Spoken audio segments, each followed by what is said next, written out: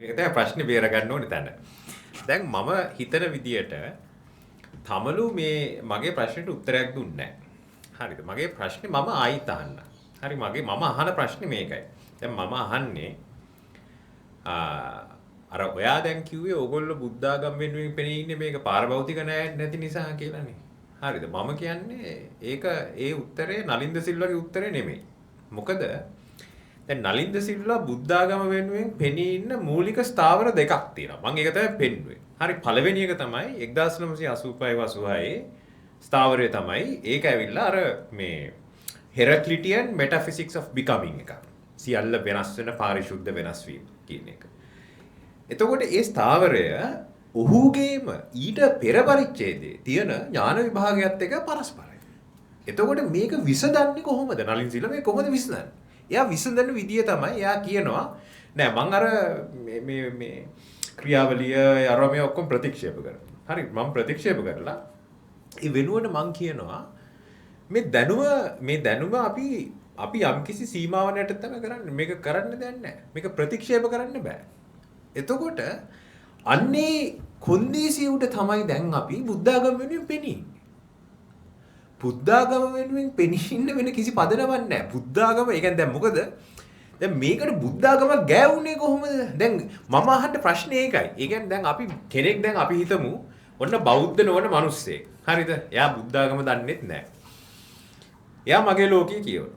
හරි අපි කියමු තව අවුරුදු අර 5000කින් පස්සේ බුද්ධාගම නැති වෙනවා කියලා එහෙම විශ්වාසයක් තියෙනවනේ මේ බෞද්ධ සංස්කෘතියේ. ඔන්න ඊට පස්සේ මගේ ලෝකයේ පොත තියෙනවා. හරිද? ඊට පස්සේ දැන් එයා බුද්ධාගම කියවනවා. ඊට පස්සේ එයා බලනවා දැන් ඒකේ දැන් ඉස්සෙල්ලාම එයා මේ අර අපි කිව්වම එයා ෆස්ට් එඩිෂන් එක කියවනවා.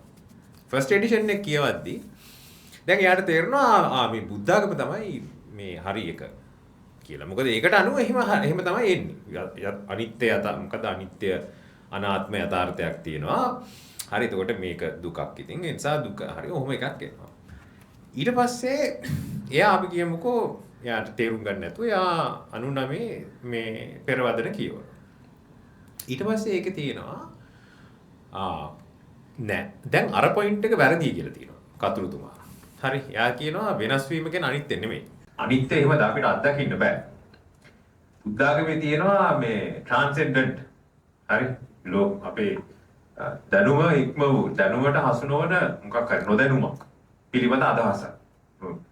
හරි අමාරු කියන්නේ. හරි නොදැනුමක් ගැන මේ මොකක් හරි එකක් තියෙනවා.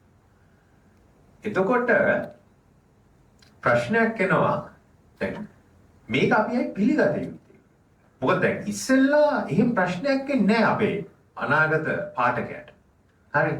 මොකද යා ෆස්ට් එඩිෂන් එක කියවද්දී ඒකේ ආඛ්‍යානයට අනුව බුද්ධාගම හරි දාර්ශනිකව.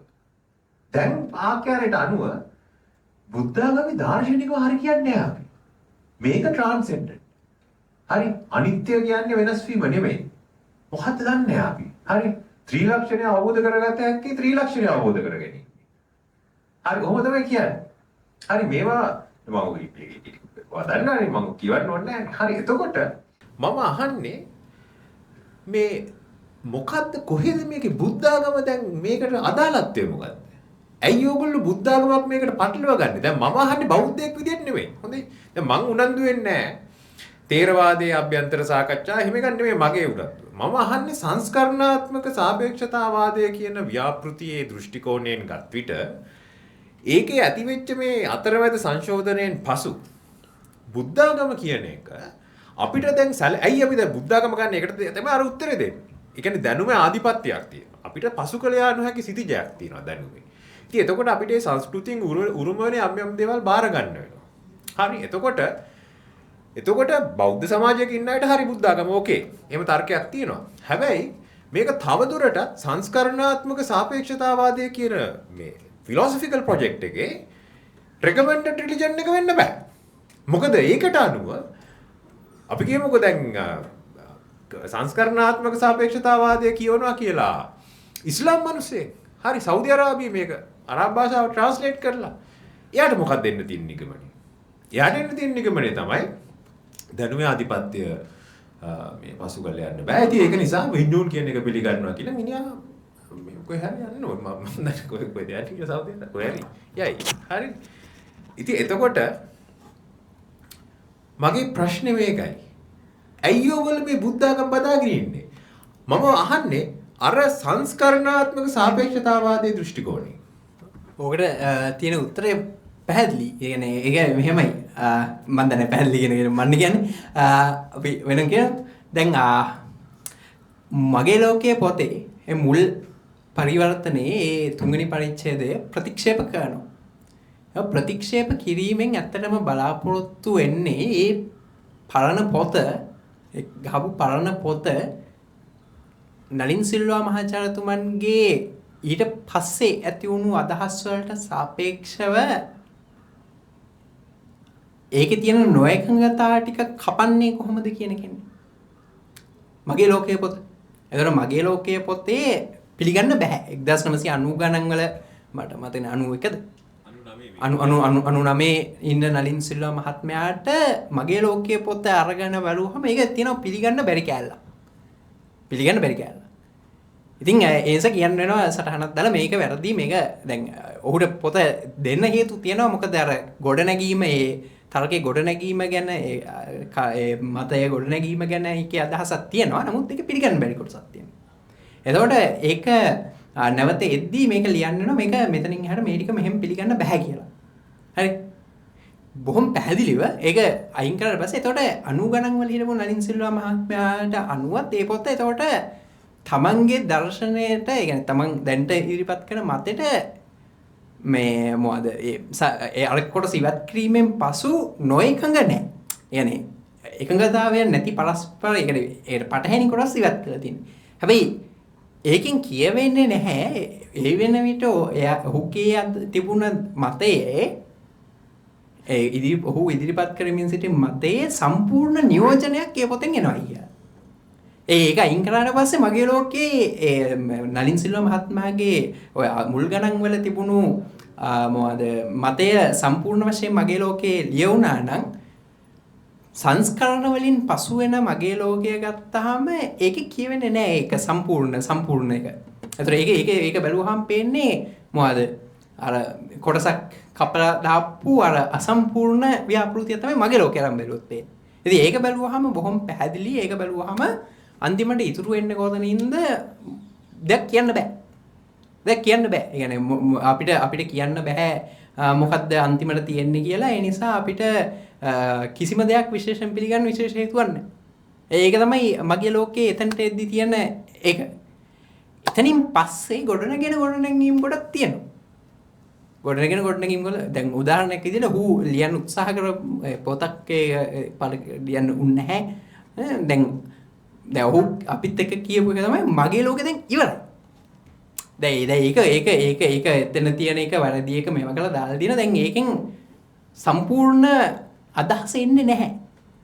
නලින් සිල්වා මහත්මයාගේ වර්තමාන ඔහු මිය යන විට ආයේ ආසන්න කාලයන් වෙන විට තිබුණ ස්ථාවරය සම්පූර්ණ වශයෙන් නියෝජනය. ඒකට පටහැනි වෙන එක නැතිව කඩලා කපලා තියෙන්නේ. හැබැයි ඒක සමස්තයක් වශයෙන් නියෝජනය වෙන්නේ නැහැ. ඒතකොට තිබුණ මගේ ලෝකේ පොතෙන්. එතකොට එතනදී මොකද ඔහු බොරු හා පට්ටපල් බොරු පොත නැතුණු නිසා තිබුණ විකල්පය තමයි ඔහු කියන දේ තමයි මම ලියන සමස්තය කියවන්න කියන එක. يعني ඔහු නිතර ලියන ලිපි ඒ වගේ දේවල් සමස්තය කියවන්න සහ සාකච්ඡා කරන්න. එතකොට ඒක තමයි කියන්නේ. ඉතින් මගේ ලෝකයේ පොත ගත්තොත් කෙනෙක්ට මම පිළිගන්නවා ඔය විදිහට මේ බෞද්ධයන් වෙන කෙනෙක් අරගෙන ඊට පස්සේ මෙහෙම කියවලා බැලුවොත් එහෙම ඔගේ අන්තිමට එන්නේ ගමනේ තමයි එතකොට මොකද පරම මේ කියන්නේ මොකද මනසින් බාහිර දැනුමක් පෙන්වන්න බෑ කියන ස්ථාවරයට එනවා. එතනින් එහා බුදුදහම ගැන යම් කිසි විශේෂයක් එන්නේ නැහැ. ඒක හරි. හැබැයි ඊට පසු කාලින් නලින් සිල්වා මහත්මයාගේ වර්ධනයන් ඇතුලේ ඒක අපු කියනවා. يعني ඒක වෙනස් විදිහක්. කොහොමද ඒක? ඒක කියන්නේ මෙහෙමයි. ඒක එන්නේ දැන් අපි මූලික දේ තමයි අපිට පරිබාහිර දැනුමක් ගැන කියන්න බෑ. ඒ වගේම අපේ මනස කියන එක පවා අපි විසින් සංස්කරණය කරගන්න එක. පුද්ගලයා මනස කියන එක පවා අපි දේවල් හිතනවා. දැන් අපි දේවල් හිතද්දි හැම වෙලේම මම හිතනවා කියලා හිතන්නේ නැහැනේ. ඒක අපි ආවෝ කල්පනා කරලා බදී මම මෙහෙම හිතුවා කියලා මොකද දැන් සමහර වෙලාවට අපි හිතන්නේ මොකක් හරි මොකද්ද අපි මේ කරේ කියලා අපිත් බලන්නේ අර සමහර වෙලාවට අපි නිකන් අර එච්චර සිහියක් නැතුව වගේ ඔය අරව මේවා කරලා ආපහු කල්පනා කරලා ඇයි මම මෙහෙම එකක් කළේ නෑ අපිටම විශ්වාස කරන්න. ඒතකොට සාමාන්‍ය ක්‍රියාකාරීත්වය ඇතුලේ මම කියන එකත් එන්නේ නැහැ. අපි හිතන්නේ එක එක දේවල්. හිතන්නේ අපි කියන එක එන්නේ ආවෝ පසුකාලීන විදිහ. අපි හිතනවා කියන එක වැරදි. ඒතකොට ඒක කියන්න විදිහක් නැහැ. මොකද ඒක අපි භාෂාවට ආපහු ගද්දී ආයේ හිතනවා. ඒක පසුකාලීනව ඒතකොට ගොඩනගා ගන්න එකක් තමයි තියෙන්නේ. එතකොට ඔය විදිහට ගත්තාම ඒ මගේ ලෝකය කියන එක ගත්තාම ඒක පසු කර යන්න බැරිද අපිට අන්තිමටම තියෙන එක තමයි මේ මගේ කියන එකත් බාහිර ලෝකය කියලා කියන ඒවා හදාගත්ත ඒවා මේ මගේ ලෝකය කියලා හා මම කියලා තියෙන ඒවාත් හදාගත්ත ඒවා. හදාගත්ත ඒවත් එක්කම තියෙන එක තමයි ඒක බොරු කියන එක. බොරු. හදාගත්ත බොරු. ඒකට එතනින් එහාට දෙයක් දෙන්න බෑ බොරු. එතකොට එතනින් එහාට මතුවෙන ප්‍රශ්නේ තමයි මේ බොරු විදිහට අඳුනා ගන්න. එතකොට බොරු අපි මේක බොරු හදාගෙන ඒක අපි වෙන වෙනමනේ ගන්නෙ. එනේ බොරුව හදනවා ඊට පස්සේ අපි ආපහු ඒ ගැන තර්ක කරලා බොරුවක් කියනවා. එහෙම තර්කයෙන් තොරව එහෙම නැවත පසු විමර්ශනයෙන් තොරව මේ බොරු විදිහට අරගෙන අයින් කළා දාන බොරු විදිහට අරගන්න යම් හැකියාවක් තියනවාද කියන්නේ බොරුව පසුකාලීන තර්කයකින් තොරව බොරුව විදිහටම අරගෙන යන්න අනේ ලෝකය නිමා කරන්න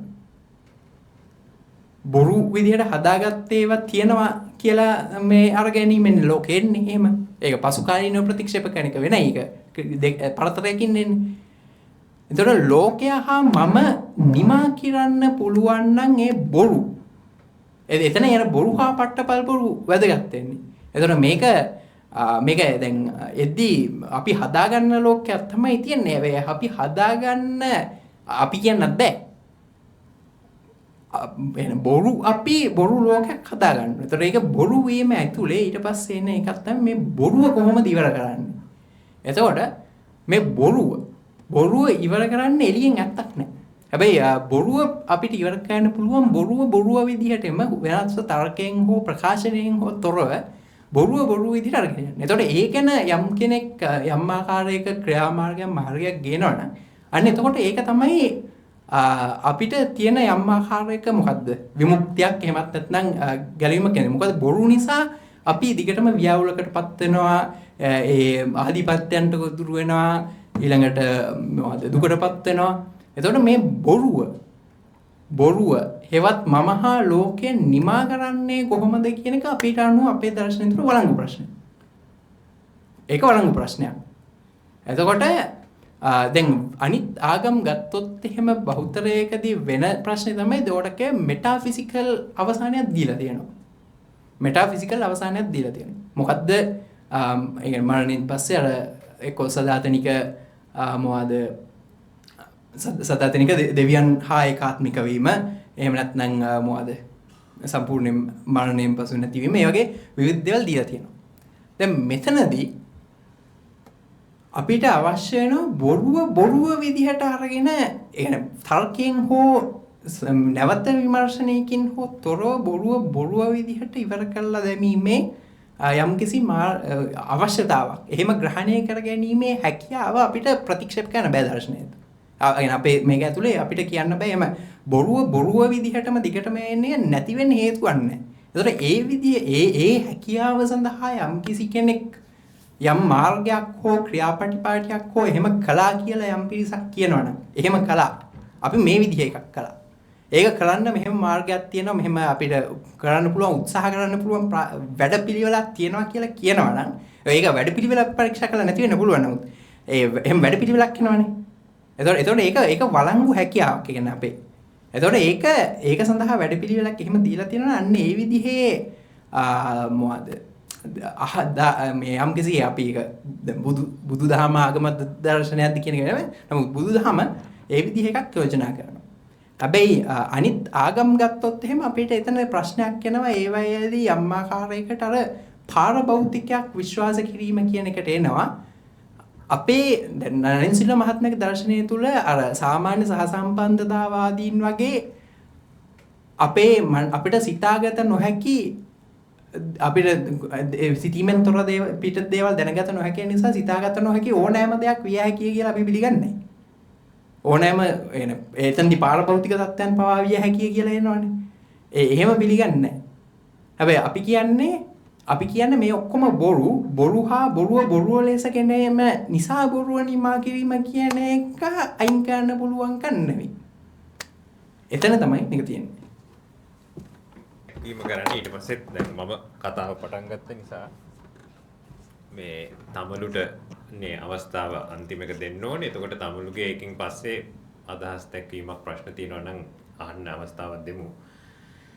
මේ ඊටාම අවංකව කියනවා නම් තමලු ඒ ඔයාගේ ඔය අවසාන දැන් ඒ කියන්නේ මෙහෙමනේ මට හිතෙන්නේ අපි ටිකක් හොඳ තැනකට ආවා කියන එක. ඒ කියන්නේ දැන් අපි එකඟතාවයකට ආවා. මගේ ලෝකය කෘතිය කියවුවොත් එහෙම කෙනෙක් මේක ඇතුලේ සංස්කරණාත්මක සාපේක්ෂතාවාදයේ හරිම වර්ෂන් එක දැන් තවදුරටත් හොයාගන්න බෑ. හරිනේ දැන් එතකොට ඒක අපේ ප්‍රවාදවලත් නෑ. එතකොට ඒක කවුරු හරි වුණනම් ඔයාව හරි රිෆර් කරලා මන් දන්නේ නෑ. හරි මොකක් හරි වෙන විදියක් නේ තියෙන්නේ. ඒ කියන්නේ දැන් ඒක සම්ප්‍රදායිකව නලින්ද සිල්වාව අධ්‍යයනය කරනවා කියන ආකෘතියෙන් තවදුරටත් සංස්කරණාත්මක සාපේක්ෂතාවාදයේ සත්‍ය කාටවත් හොයාගන්න බෑ කියන එක. හරි ඒක මං හිතන්නේ හොඳ එකක් එතන. මේක මම දන්නවා මම ඒක සූත්‍රගත කරපු විදිය තමලුට ටිකක් පිළිගන්න අමාරුයි. නමුත් මට තේරෙන විදියට මොකද ඒක තමයි අපි ආපු එකඟතාවය. මොකද ඒ කියන්නේ මගේ ලෝකයේ කෘතියේ තමලුගේ වචනේ මම ආයි කිව්වොත් එහෙම තමලු කිව්වේ ඉස්ලාම් හරි මොකක් හරි වෙන සංස්කෘතියක ඉන්න කෙනෙක් මේක කියවුවොත් එයාට මේ එන්න තියෙන නිගමනය තමයි අරක. මොකද අවසාන පරම සත්‍යයක් නැහැ. ඉතින් ඒක නිසා එතකොට අපි ඉන්නේ සංස්කෘතිය ඇතුළේ මොකක් හරි විසඳ ගන්න එකක් තමයි තියෙන්නේ. වගේ එකක් තමයි තියෙන්නේ. ඉතින් එතකොට මම අවංකවම අර ඔයාගේ ඔය බොරු පිළිපද එක ගැන මම තාම ඒක එච්චර දාර්ශනිකව මට උනන්දුවක් නැහැ. ඒක කියන්නේ උනන්දු වෙන්න ඕනේ නැහැ මං කියන ඒවා ගැන. එතකොට මොකද මට තේරෙන විදිහට ඒක ටිකක් ඒකේ ගැටලු විශාල ප්‍රමාණයක් තියෙනවා. හරි මේ බොරු කියන්නේ කොහොමද?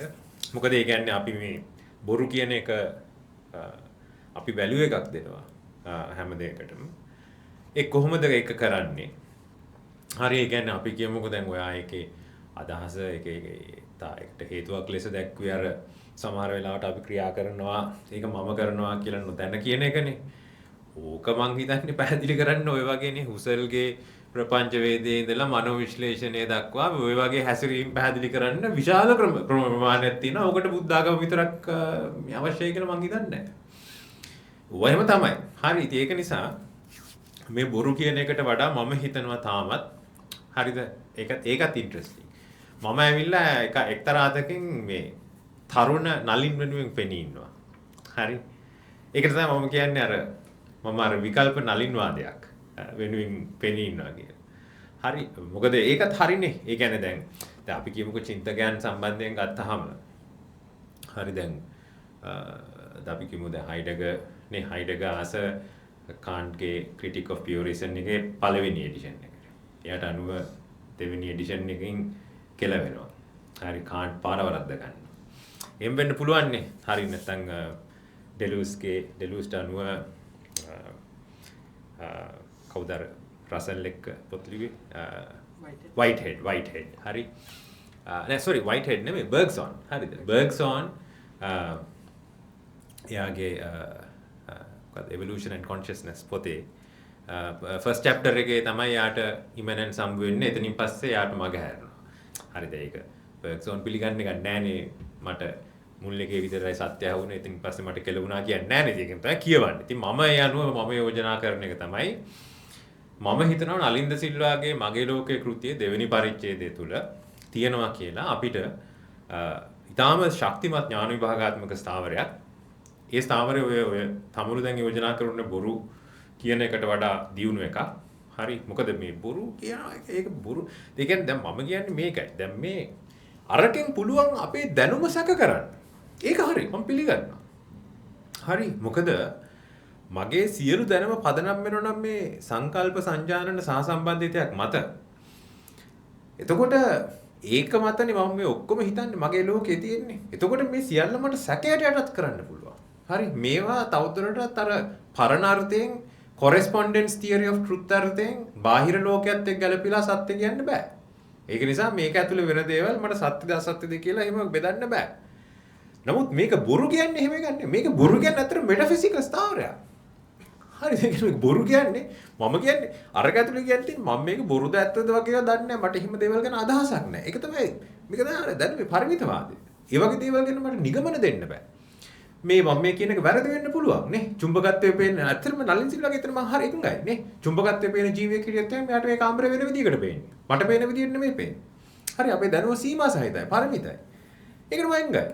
හරි. නමුත් අපි මේ ඔක්කොම බොරු. ඒතකොට මේ බොරු කිව්වහම මම දන්නවා දැන් මේකේ ඇත්ත ඒකේ අනිත් පැත්ත නෙමෙයි කියලා. නමුත් මේ බොරු කිව්වහම මොකද්ද කියන්නේ? මේ බොරුව ලෙස වටහා ගැනීම තමයි සත්‍ය. ඔක මෙටෆිසිකල් ස්ථාවරයක්. ඒක ගැන මට ප්‍රශ්නයක් නැහැ. දැන් ඒක නෑනේ මේ පොත්වල. හරිද? ඒතකොට මම කියන්නේ දැන් නලින් සිල්වාගේ නිල ප්‍රකාශිත එකේ මට පේන විදියට මම තමයි ආරක්ෂිතයා. ඒකත් ලස්සනයි නේ. නලින් සිල්වාගේත් දෛවය හොඳයි, මගේත් දෛවය හොඳයි. අන්තිමට මම තමයි නලින් සිල්වා වෙනුවෙන් දැන් පෙනී නියමිතව තියෙන්නේ. සමුණු අදහස් දැක්වීමක් කරන්න මම හිතනවා මට අද ඉටු කරගන්න ඕනේ දේවල් සෑහෙන දුරකට ඉටු කරගත්තා කියලා. හරි මම තමලට සුබ වතනවා කිසි ගැටලුවක් නැහැ. වංගිස කියපු දේ ඇත්තටම කරුණු වලට වඩා ඇත්තටම ගැටුම් ඇති කරගන්නේ ඇත්තටම සූත්‍රගත කරන ගන්න විදිහ නේද? ඇත්තටම අපි මුල් නලින් සිල්වා මහතාගේ ආරක්ෂකයෙක් විදිහට ඒ විදිහට මම කියන්න කැමති ඇත්තටම මම ඒක සූත්‍රගත කරගන්න කැමති මෙහෙම වචනකින්. දැන් නලින් සිල්වා මහත්මයා අර පහුරකින් එගොඩ වුණාට පස්සේ දාලා ගිය පහුර කර තියාගෙන යන එක තමයි ඇත්තටම මෙතන වංගීසගේ කාර්යභාරය කියලා මම යෝජනා කරනවා. එතන ඒක තමයි මම හිතන්නේ. ඒක මොකද එතන නලින් සිල්වා මහත්මයා ඒක පහු කරලා ගිහින් ඔහුත් අතහැරපුවා. ඔහුත් ඒවා ඒ මට්ටමේ එහෙම ගන්න නැහැ. එතකොට අර ඒක තමයි මට කියන්න තියෙන්නේ. ඊළඟ අන්තිම ප්‍රශ්නේ මේ නලින් සිල්වා මහත්මයා ගැන නලින් සිල්වා මහත්මයා කියපු කියලා තියෙන එකෙන් බුද්ධහම ප්‍රතික්ෂේප කරනවා කියන්නේ නෑ මං කියන්නේ එතන වැරදි සම්බන්ධය ගැලවිලා යනවාද කියන එක. ඒක සම්පූර්ණයෙන් වැරදි. මොකද එතන මම නලින්ද සිල්වා මහත්මයා කියලා ගන්නේ මම නලින්ද සිල්වා මහත්මයා ඌනණය කරන්නේ නැහැ මගේ ලෝකයේ පොත්හායේ වෙයි පෙරවදන්ට. හරි මම පෙනී ඉන්නේ එහෙම ඌනණය කරපු නලින් සිල්වා වෙනුවෙන් නෙමෙයි. මගේ ලෝකයේ පොත කරන්නේ මේ අපේ ප්‍රවාද 1 2 3. ඔව්. අපේ ප්‍රවාද 3 වේතට යද්දි වෙනස් වෙනවා හින්දා. 3 තියෙන ඉතිහාසය ගන්න තියෙන ඒක ඒකත් ඕනනම් ගන්න පුළුවන්. හරිද? ඒක දැන් මෙහෙමනේ දැන් එතකොට මම සමස්තය කිව්වම ඔය පොත් ටික ඊළඟට බ්ලොග් අඩවිය හා විදුසර ලිපි අපේ ප්‍රවාදයේ තියෙන කොටසක් තියෙනවන්නේ නැති. එතකොට ඔය බොරු හා පට්ටපද බොරු ඔතන නෑනේ. 3 හරි එතකොට සමස්තයක් තියෙනවනේ. ඔය සමස්තය ලිඛිත සමස්තයක්. මම කියන්නේ මේ ලිඛිත සමස්තයක් නැතුව මේ වාචික සමස්තයක් නෙවෙයි. ලිඛිත සාධක තියෙන සමස්තයක්. එතකොට ඒක එකට සංක්ෂිප්ත කළා ඒකට සම්පින්නණය කළා නෑ. ඉතින් අන්න සමස්තය වෙනුවෙන් මම ඉන්නවා. ඒකේ තියෙන වර්ධනය වෙනුවෙන්. ඉතින් ඒ නලින්ද සිල්වා මහත්මයා ඒ විදිහට බුදුදහමේ විශේෂතන දෙන මම අර කියපු මට්ටමේ. එතකොට ඔය පොත් ටිකට උනනේ කරලා එතනින් නවත්තන්න බෑ. ඒක තමයි මම කියන්නේ. ඔව් මෙහෙමයි. මම කියන්නේ මම ඒකට කැමතියි තමලු. ඒ කියන්නේ මෙහෙමනේ. දැන් මම ඇවිල්ලා මම තේරුම් අරන් තියෙන විදිහට අපි ඉගෙන ගන්නකොට අපි හිතමු දැන් ඉමැනුවෙල් කාන්ට් ඉගෙන ගන්නවා නම් ඉමැනුවෙල් කාන්ට් පොඩි කාලේ ඉඳලා ලියපු ඔක්කොම මේ කියවලා අන්තිමට මේ මැරෙන්න කලින් අන්තිම දවසේ ලියපු එකයි ඔක්කොම කියවලා සමස්තයක් අරගෙන නෙමෙයි කාන්ට් ඉගෙන ගන්න. එහෙම කාන්ට් ඉගෙන ගන්න නැහැ සාමාන්‍යයෙන්. කාන්ට් ඉගෙන ගන්නේ critic of pure reason කියනවා. තව ටිකක් වැඩි දුරට යනවා නම් මේ critics තුනම කියවනවා. ground views of metaphysics of moral හරි ඔය වගේ මොන හරි ටිකක් කියවනවා. එතනුත් එහාට යන අය තමයි ආගොය මේ pre-critical thinking හරි එහෙම ගන්නෙ. දැන් සාමාන්‍යයෙන් එහෙම කියවන්නේ නැහැ මිනිස්සු. හරි. එතකොට දැන් නලින්ද සිල්වා සම්බන්ධයෙන් සාමාන්‍ය මේ ලෝකේ තියෙන පිළිගත් සම්ප්‍රදාය කාට හරි ඉගෙන ගන්න ඕන නම්. හරි. ඔහුගේ ප්‍රධාන කෘතිය මගේ ලෝකේ දැන් මට මතකයි මේ නලින්ද සිල්වා මේ අර 2015 මහින්ද රාජපක්ෂ පෙරදුනහම ලොකු මේ චින්තන පරිෂදයෙන් සංවිධානය කරා ලොකු නලින් සිල්වාගේ මොකක් කර උපන්දිනේ හරි මොකක් හරි ඒකට මේ මම උපදින නෙමෙයි මගේ ලෝකෙට 30 වසරක්. හරි ඒකයි මේ මගේ ලෝකෙට 30 වසරක්. හරි ඒ කියන්නේ එතකොට නලින් සිල්වාගේ මේ බුද්ධිමය ජීවිතේ මේ කේන්ද්‍රීය ප්‍රකාශනය. හරි. තමයි සමරුවේ මහින්ද ගෙනන්නලා ඒක ලොකුනේ ගෝඨාභය ගෙනන්නලා ඒක ලොකු ඉවෙන්ට් එකක් කරා. හරි එතකොට මේ සහ නලින් සිල්වා ජීවිතේ මම පෙන්වන්නම් ඕන තරම් ඔහු ඒ කියන්නේ ඔහු මන් දන්නේ පස්සේ කාලෙක මගේ ලෝකයේ පුද්ගලිකව මේ ඩිසෝන් කරාද කියන එක. නමුත් මම අපි අපේ ප්‍රවාද ගත්තොත් එහෙම මේ 2008 2010 ඔය කාලේ පළ වෙච්ච පොත් මේක මම මාක් කරන් තියෙනවා මම ඔයාලට පෙන්වන්නම්. මේකේ මූලික තර්කය දාර්ශනික පදනම හඳුනා ගැනීම සඳහා මගේ ලෝකේ බලන්න. මගේ ලෝකේ තමයි යාගේ රෙෆරන්ස් පොයින්ට් එක. හරි. ඉතින් මම කියන්නේ මෙහෙමයි. මම එකඟ වෙන තැන මේකයි. ඒ කියන්නේ දැන් මං හිතන්නේ මෙහෙම එකක් තියෙන්නේ. හරි. ඒ කියන්නේ අර ප්‍රයිවට් නලින් පබ්ලික් නලින් කියලා අපිට දැන් වෙනසක් කරන්න පුළුවන්. අපි දැන් පබ්ලික් නලින් එක්ක සංවාදය මේ විසඳගෙන ඉවරයි. ඒකට මට හිතෙන්නේ මායි තමලු අඩු වැඩි වශයෙන් එකඟ වෙලා ඉන්නවා. ඊට පස්සේ ප්‍රයිවට් නලින් කෙනෙක් ඉන්නවා තමලු දන්නේ අපි දන්නේ නැහැ යාව. හරිද? ඒ නලින් ගැන තමලු පෙනී ඉන්නවා. which is okay. මම මේක නැගියන්නේ නැහැ. ඒකත් කරන්න පුළුවන්. හරි. එතකොට ඒ නලින් ඉතින් අපිට ප්‍රශ්නයක් නැහැ නේ. පබ්ලික් නලින් සම්බන්ධයෙන් අපි එකඟතාවයක ඉන්නවා. ඒක හොඳ දෙයක්. ඒක කෙටිම දෙයක් කියන. ඉතින් ඒක බොහෝ දුරට එකඟ වෙන්න පුළුවන් ස්ථාවරයක්. ඉතින් මුලින්ම මේ පොත් වලින් ගත්තොත් එහෙම ඇකඩමික් ෆිලොසොෆි කෙනෙක් නෙවෙයිනේ. يعني කොහෙවත් පත්‍රිකා පළ කරලා ඒ විධිමත් ඔහු දාර්ශනිකෙක් විදිහට හඳුන්වගත්තෙත් නැහැ. එතකොට යම් කෙනෙක් අඳුන ගන්න නම් ඔය පොත් දෙකෙන් අඳුන ගත්තොත් එහෙම ඕක අහුවෙන්නේ නැහැ. හැබැයි අර සමස්ත එක බැලුවහම අහුවෙනවා. දැන් ඉතින් ඔතන තියෙන ප්‍රශ්නේ මේ ඔතන පබ්ලික් නලින් ප්‍රයිවට් නලින් කියලා වෙනදා එහෙම අර්ථකථනය කියන්න පුළුවන්. ඒක තාපෝ ලේබල් එකක්නේ. එතකොට තියෙන ප්‍රශ්නේ තමයි මේකේ ඇයි කේන්ද්‍රීය දෙයක් විදිහට මේක සැලකුවේ. ඒක විතරයි මම දකින්නේ මේ මට උත්තර දෙන්න වැදගත් දෙය කියලා. මේකේ කේන්ද්‍රීය වැදගත් වෙන්නේ අපි බලන්න ඕනේ තිබුණු සන්දර්භය උඩ. ලංකාවේ තිබුණේ අම්මාකාරයකට අර මොකද මෙටාෆිසිකල් භෞතිකවාදීන් එහෙම නැත්නම් මේ මාක්ස්වාදයේ ඒවත් එක්ක නැත්නම් විද්‍යාව ඒ වගේ සමග අර පාරභෞතික ද්‍රව්‍ය තියෙනවා. පාරභෞතික යථාර්ථයක් තියෙනවා කියන තැන ඉඳගෙන තමයි මේ ලංකාවේ කතාව තිබුණේ ගොඩක් කාලයක්. ප්‍රධාන ධාරාවේ කතාව. එතකොට ප්‍රධාන ධාරාව කියන්නේ ගොඩක් කතා වෙන්න දේවල් බහුලව. එතකොට ඕක වෙනස් කරන්න හේතු වුණු යම්කිසි මූලික හැරවුමක් මගේ ලෝකයේ පොතෙන් එනවා. එතකොට ඒ නිසා මගේ ලෝකයේ පොතට විශේෂ ඓතිහාසික වැදගත්කමක් එනවා නලින් සිල්වා මහත්මයාගේ පදනම ඇතුලේ. එතකොට අන්නේ ඓතිහාසික වැදගත්කම එක මොකද ඒකෙන් නියෝජනය වෙන්නේ නැහැ ඔහුගේ සමස්ත අදහසේ වර්ධනීය ස්වරූපය. හැබැයි ඒකේ ආරම්භක ලක්ෂයක් නිරූපණය වෙනවා ඒකෙන්. එතකොට ඒ ආරම්භක ලක්ෂය ලංකාවේ සන්දර්භයේ ඇතුළේදී ඒක තිබ්බහම ඒක වැදගත් වෙනවා විශාල පද්ධති ගණනාවකගෙන් එන ප්‍රධාන අදහස් සමූහයක් එක ගැටෙන්න. උදාහරණයක් විදිහට බටහිර විද්‍යාව ඒ යථාර්ථවාදී ස්වරූපය සාමාන්‍ය මාක්ස්වාදයේ ඔය වගේ දේවල් සමූහයක් එක ගැටීම සඳහා ඒක ඕන වෙනවා. දැන් අපි ගත්තොත් එහෙම දැන් සමපේක්ෂී භෞතිකවාදය ගත්තොත් එහෙම ඒක මූලික ස්ථාවර අතින් පිළිගන්නවනේ කොරිලේෂන් කියන එක. කොරිලේෂන් කියන එක පිළිගන්නවා. එතකොට එතන ඉඳලා එහාට යamak නේ කරන්නේ කොරිලේෂන් පිළි අරගෙන. එතකොට එතනදී මං කියන්නේ ඒගොල්ලොන්ට මගේ ලෝකයේ පොතත් එක්ක ඔය ප්‍රශ්නේ එන්නේ මේ සම්පූර්ණ දර්ශනය දැන ගැනීම කියන එකේදී එනවා ප්‍රශ්නයක්. සමස්තය එක්ක ගත්තාම මොකද මේකත් එක්ක ගැටෙන්න පුළුවන්. මගේ ලෝකයේ පොත ගත්තට පස්සේ ඒගොල්ලොන්ට කාණ්ඩගත කරන්න පුළුවන් යම් ආකාරයකට මේක කොරිලේෂනිසම් ස්ථාවරයක් වගේ තැනක මගේ ලෝකයේ පොත ගත්තාම යම් ආකාරයකට 91 එක ගත්තාම කොරිලේෂනිසම් කියන කාණ්ඩය දාන්න පුළුවන්. ඒක ප්‍රශ්නයක් නැහැ. එතනින් පස්සේ තියෙන වර්ධනයන් එක ගත්තාම තමයි එතන ප්‍රශ්නකාරී වෙන්නේ.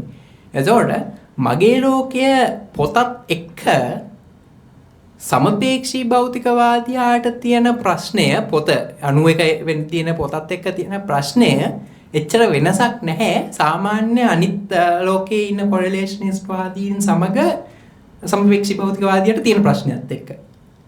හැබැයි ඊට පස්සේ ඇති වෙන වර්ධනයන් එක්ක වෙනම කතා කරන්න ඕනි විශේෂ සමූහයක් තියෙනවා. මගේ ලෝකය මේ හායි 91 වෙද්දී එන පෙරවදන ගත්තාම ඔව් එතන එතනින් එහාට ඒක ප්‍රශ්නයක් වෙනවා. ඒක ප්‍රශ්නයක් වෙන්නේ කොරිලේෂනිසම් වලට කොහොමද මුහුණ දෙන්නේ කියන මේසුගේ තර්කය උඩ. එතකොට ඒක වෙනම කරන්න ඕනේ සාකච්ඡාවක්. එතන ඉඳලා ආරම්භක ලක්ෂ්‍ය වලින් මේසුට යන්න පුළුවන්ද බැරිද කියන එක. ඒක අපි කතාවට ගත්තේ නෑ නේද? ඒක වෙනම සාකච්ඡාවක්. හැබැයි නලින් සිල්වා මහත්මයාගේ දර්ශනයේ බුදුදහමේ කේන්ද්‍රීයත්වය කියන එක එන්නේ ඔතනින් නෙවෙයි ඔතනින් එහා ලක්ෂ්‍යය. රෙකෝඩ් කරන නිසා මේක කියන්න ඕනේ මේක ඊට පස්සේ මේක සදාකාලිකව තියන්න පුළුවන් මේ ඔන් රෙකෝඩ්. මම ඊටාම සතුටු වෙන දෙයක් තියෙනවා. ඒ තමයි මම ශ්‍රීරන්ත චාමර මහතා එක්ක කරපු විවාදිත වෙච්ච දෙයක්.